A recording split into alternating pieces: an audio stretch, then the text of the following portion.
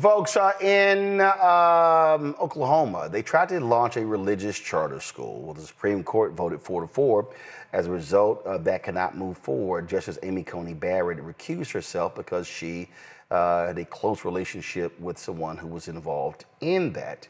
As a result, that has folks, again, talking about the future of charter schools. You have an administration that claims they support school choice. You've got Republicans in Texas who just pushed through a massive so-called school choice bill that I actually call a scam bill. And we're seeing this, and there are lots of issues that are around charter schools, the effectiveness of them, but also the impact for African Americans. Naomi Shelton is the CEO of the National Charter Collaborative. Glad to have her here. So Naomi, first and foremost, the thing here is that religious charter schools, look, that violates the separation of church and state. But the reality is this is a 4-4 decision. If somebody in another state decides to open a religious charter school, that's going to get sued. It's going to go up, and Amy Coney Barrett won't have to actually recuse herself. Do you predict that that in the future with this Supreme Court, that they may very well allow public tax dollars to be used to launch very explicit religious charter schools? Do I believe it's possible? Yes. Is that my hope? Of course not. I think we are all concerned about what happens when these cases continue to jump back and forth from different states. But I think it's also important for us to know that this is a great time to unify around talking about public education to a broader audience. So it is a possibility. Yes, we know that they are not going to stop, but it's about how we plan to address those issues when they come back. Again, there are, when this issue comes up, there are a lot of people who are very emotional about this. I've made it clear as somebody who launched school choice as a black choice that if there is an education system that is set up that allows for us to completely control the schools, control the contracts, control the curriculum, I'm actually down for that.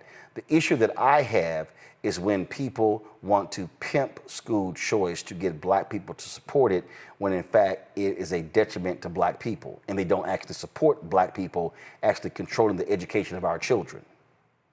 I agree with that wholeheartedly. We've had these conversations before, but I think it's important that we understand that the federal protections that come along with public education would be completely lost. So the most vulnerable learners, students with disabilities, and we know all the challenges that come along with that for Black families when it comes to serving students who need IEPs, et cetera. What I do know to be true is that it is a possibility, but of course, if we have the ability to control that, that makes all the difference. One of the things that colleagues and I are now talking about is what does it look like to have a resurgence of K-12 schools in partnership with HBCUs. And so thinking through what does it look like to have an HBCU create its own charter school that serves no differently than a lab school or a day school that used to be on those campuses. That opportunity goes as far as how do we make sure that it's possible for HBCUs to become authorizers of charter schools. And so having that double layer of focus when it comes to educational equity, but also excellence means that there are tons of opportunities that are right around the corner. And so how now, I know Howard University had a relationship with a charter school. Are there any other HBCUs that do? Oh, absolutely. University of Delaware, there's a school that is going to be opening this fall. It's Stillman College. So there are tons of opportunities for us to see what's possible. And I think it's important to just share more about what the schools that are working with HBCUs, what they are able to do. So those are not only pipelines for students, but it's also pipelines for teachers. How do we have teacher prep programs that are embedded in those schools? Here in DC, more than half the students attend public charter schools, and those schools offer anything from Montessori to dual language and justice-centered models. But what we want to make sure is that if we are going to control anything related to education in the K-12 space, that we are actually in control of that, from the application, even the approval of that application. Having Black folks and having HBCUs at the table would definitely add tremendous value. Let's questions from our panel. I will start with Melinda first. Yeah, can you explain a little bit about how charter schools would directly take funds from public schools when it comes to school choice, just for people that may not understand how that works? Sure. So I'll just clarify a few things. So it is a widely known myth that charter schools are not public schools. Charter schools are public schools in all of the 45 states where they are legal, including the District of Columbia. The funding is very similar to the ways that schools in traditional districts receive funds. So those funds are allocated by student population, and those come from local and state and some federal dollars. Thank you. Matt? Yeah, so my question is about the equity of opportunity to get into charter schools. So I know some schools have different lottery procedures or different procedures where the students are actually admitted. What are your thoughts about the current climate we're in and how that might affect Black access to charter schools? So just to clarify further, because I know that these are all misconceptions, charter schools have to follow open enrollment laws. And so they can't turn students away based on test scores or background. They're free, public, and open to all. But we should also remember that there are schools that students and or parents would choose because of the curriculum that they offer, because of the special programs. And so having the ability to select those different public school options makes it easier for parents where charter schools are available to choose the programs that work best for their students. What I know for sure, and I can say this as a former authorizer here in the district, is that we hold people accountable. If you are excluding students because of disabilities, if there are issues around race and equity, those are things that either that school's direct board or the charter board or the authorizer in that jurisdiction can manage. Michael? All right, Naomi, can you explain the difference between charter schools and independent schools? The reason why I ask, here in Detroit in the late 80s, early 90s, we saw African-centered charter schools that were created, and a lot of them don't exist today. And you had this debate between whether we should do charter schools or independent schools.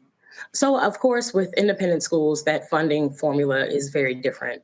A lot of that is philanthropic dollars and other ways that they find funds, where traditional districts receive funds and public charter schools receive funds directly from the state and locale. That being different, there are also other supports or other things that come along with a charter school versus an independent school, be it the type of accreditation, et cetera. All of those things impact what's possible there.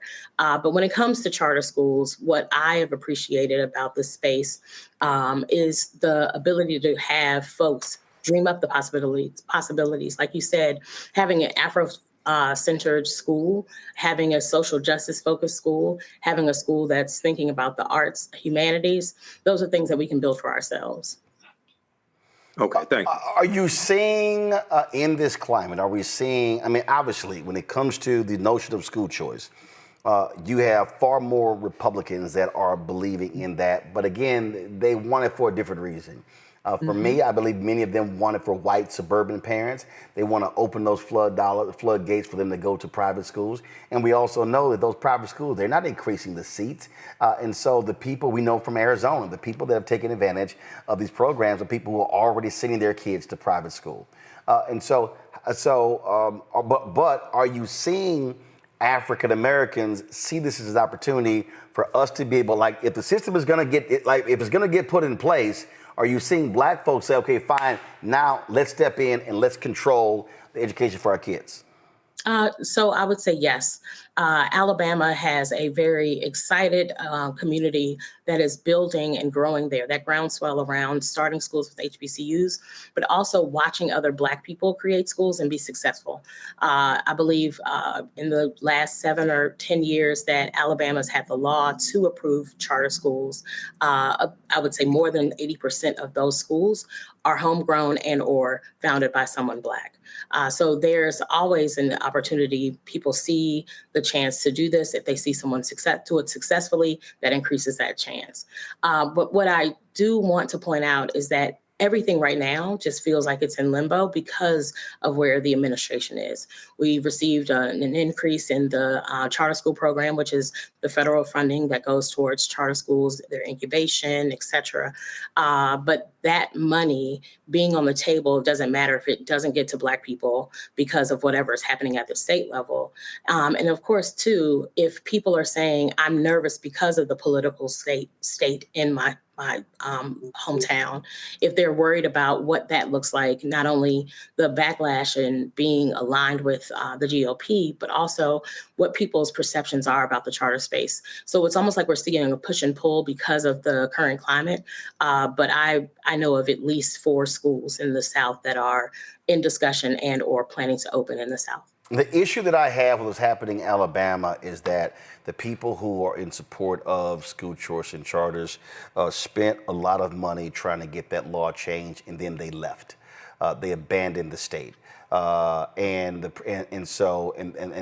I've held town halls there. We held town halls in Montgomery, in Birmingham, in Selma.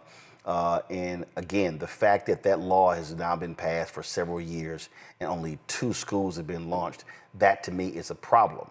And so are you seeing the charter school movement, these various funders, these organizations, are you seeing them put an emphasis on the state to be able to walk people through the process, be able to help them with their applications, help them with their curriculum and their governing, things along those lines? That to me, I saw that firsthand, and that actually pissed me off.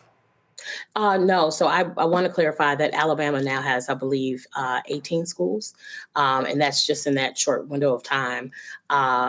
What I am seeing is an interest from philanthropy. I know that I've been in conversations with some philanthropic partners that are putting money into this space, but also recognizing that there are other issues that we have to address in public education in terms of where NAEP scores were, et cetera. So there's that on the philanthropic side. And then what's happening in Alabama.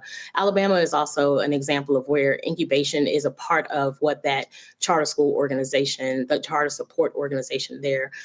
So New Schools for Alabama is focused on not only the support of the existing schools, but anyone that is looking to incubate an opportunity. That in and of itself, and what is happening with HBCUs there is happening because of that charter support organization. We have the same thing, and it looks a little different, but here in DC, we also have folks that work on incubation of schools, and what does it look like to continue that support beyond that. Organizations like mine, the National Charter Collaborative, also support single site charter leaders of color. We work directly with small networks, anything less than 5 schools, to not only think about building community for them, but also the capacity of those leaders to sustain themselves, which then gives, again, people the opportunity to see that that is happening and that is something that they can also pursue.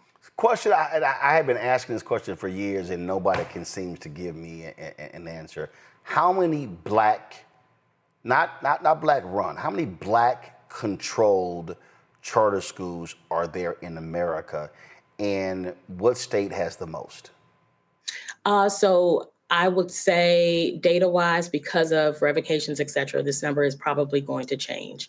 But in terms of Black, brown, and indigenous-led schools, there are more. I know. No, I don't want to know brown. I don't want to know indigenous. I want to know Black. Black. So there are 75% of the schools that are led by people of color are led by Black people. So I could do the math for you, but I was an English major. So I'll say overwhelmingly the number of schools, which is in the high 500s, 75% of those are run by Black people. Now, okay. Now, again, this is where when you say run by Black people, what I'm talking about are Black people controlling the school. I would say an overwhelming number of those schools are also Black controlled. You could see Friendship Public Charter Schools here in DC.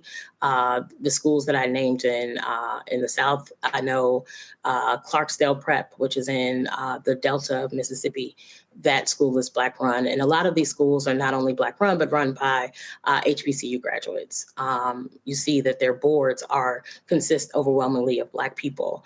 So yes, they do exist. I will actually get those numbers for you. Yeah, and the reason I think it's important to get those numbers is because that's also a part of this whole piece. Because what I believe you have to model.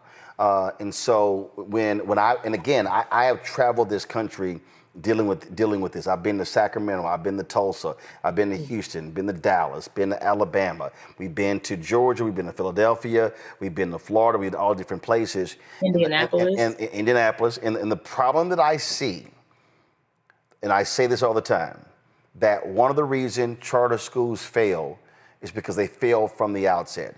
They fail with weak governance, they fail with weak financial controls, they fail with weak curriculum, and they fail with weak leadership. And so I've always believed that what needs to happen is you need to have individual people and institutions that this is what they do. They know how to say from the outset, how do we ensure from the beginning that you have a strong program, a strong foundation to be able to build from, and then they need to be able to look to existing schools, high-performing schools, high-performing charter networks to know how to model. So if you're looking for a Black male successful school, then I believe your organization will be able to say, okay, go here, here, here. And then also, when we talk about the funding issue, that's an issue for me, is that a lot of these funders want to keep funding high-performing schools, which I get. Well, the problem is a low-performing school never goes to a mid, and a mid never goes to a high because they're being starved financially. And so talk about that. What are you saying to funders, and let's be real clear, 99% are white, that look, if you truly believe in charter schools, then you have to put in the resources to get a school to go from low to mid and then mid to high. It can't just keep funding only the high-performing schools. Mm-hmm. So having been on multiple sides of this equation, so again, I was an authorizer here in DC. So of course was able to review applications, visit schools, talk to folks interested in developing schools.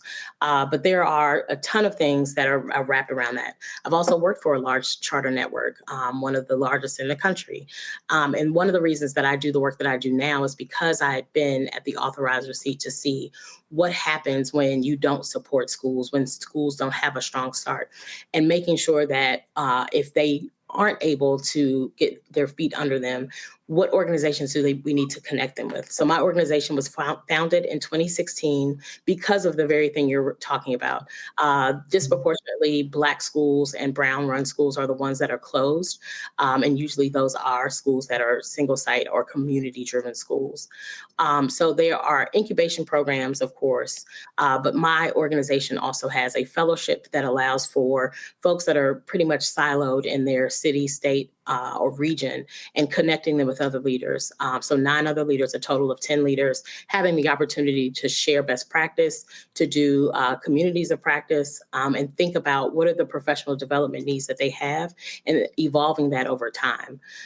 We also do make those direct connections with schools because of the work I've done on the authorizer side and now on the support side, having folks reach out to me to say, hey, if you know of any Montessori schools, we'd love to get connected with them, making sure that the folks that are doing this work are doing it with not only fidelity, but also with the spirit of having a community-focused school. And I'd also like to say that in the case of what I say to funders, it is really focused on if we want to demonstrate that charter schools are a viable option for families, we have to make sure that we are supporting the ones that reflect the communities that they want to serve. I, time and time again, have those conversations, not only from the seat that I sit in now, having worked for a large network and been an authorizer, just thinking about what does it look like to make sure that the incubation that they receive has that extra layer of understanding of the community that's available to them.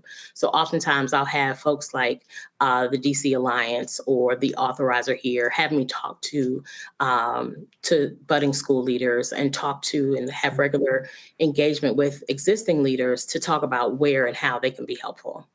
Last point here, and that is, and I have been very vocal about this here. I believe that if you do good, then you continue to do good, and if you do bad, your ass gotta go.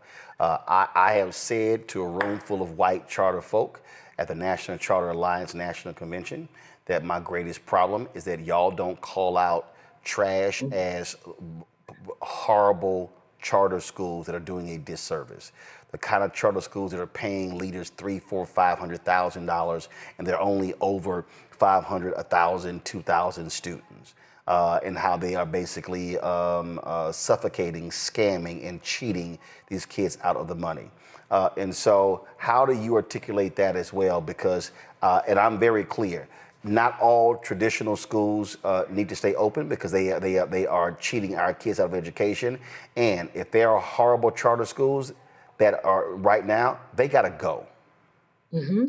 I've had that conversation with large operators, had that conversation several years ago when someone in Texas bought a jet, right? So being clear about what it is that we need to say cannot happen, which also goes back to the conversation around authorizing schools. So those authorizing bodies, those folks that are making decisions about who stays open, who closes, it means that they have to have people on those boards that understand the communities, understand what the needs are and what's not being met or what is being met.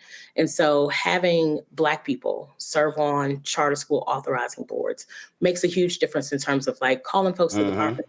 I myself have done that multiple times, and especially with larger operators who have not kept promises to community members, of course, students and families, but not stay true to their charter agreement. And so authorizers are the first line of defense for that. I always encourage people, if there's an option and an opportunity for you to serve on a board, please do so, be it the authorizing body or be it a school itself, because the flags go up in the school's board. That board of directors is responsible for any of the issues that happen there. And so making sure that people are prepared to do that effectively so that they can raise the flag and get people connected to organizations that can help them do turnaround. But most importantly, and who holds folks accountable for staying open or having their doors closed is an authorizer. And without having people at the table who understand our communities, authorizing is just, again, something that is white control that we don't see. That we are not able to navigate. Indeed. All right. We appreciate it. Thanks so much and continue good luck. Thank you so much. You have a good one. Hello, I'm Isaac Hayes III, founder and CEO of Fanbase. Listen to what I'm about to tell you. The window to invest in Fanbase is closing. We've raised over $10.6 million of our $17 million goal. That means there's room for less than 6,370 people to invest in Fanbase for the average amount. The minimum to invest in Fanbase right now is $399. That makes you an owner in Fanbase today. Go to startengine.com/fanbase to invest. Why? Because current social apps have taken advantage of users for far too long, with content suppression, shadow banning, harmful racist content, and no real tools for monetization and equity. Fanbase has over 1.4 million users and counting, allowing anyone to reach all their following and monetize their content from day one. Social media is the new TV, and whoever owns the apps that distribute that content have the opportunity to own potential billion-dollar companies. While big platforms with uncertain futures are failing to serve their users, Fanbase is stepping up to fill the gap. Don't wait until it's too late. Invest now, invest for yourself and your future. Go to startengine.com/fanbase and own the next generation of social media.